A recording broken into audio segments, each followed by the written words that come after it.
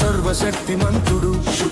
స్థూల సూక్ష్మ మరియు కారణరహితమైన శరీరం, రంధ్రాలు లేనిది మరియు కుట్టబడనిది, నరాలు మొదలైన వాటితో సంబంధం వంటి బంధాలు లేనిది.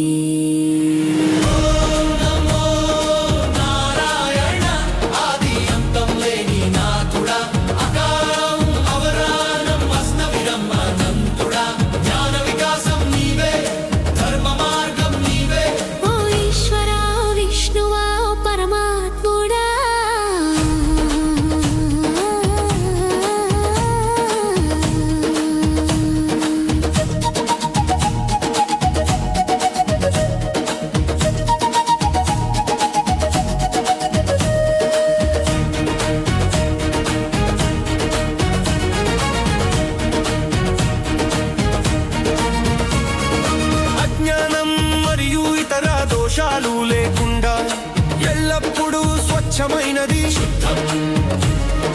పాపి మరియు పాప ప్రియుడు కానివాడు, అన్ని వైపుల వ్యాపించి ఉన్నవాడు విష్ణు.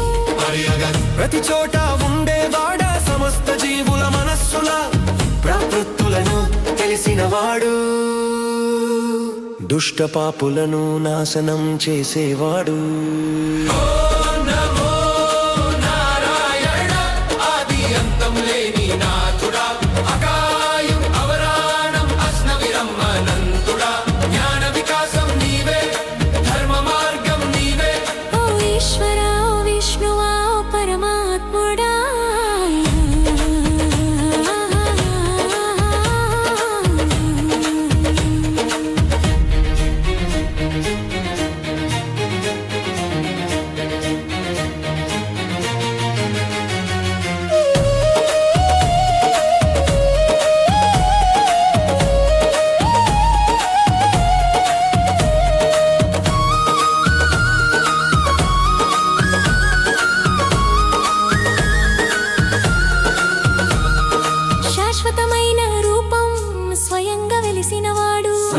ఈ పరమాత్మకి పుట్టుక లేదు, వియోగం లయం లేదు.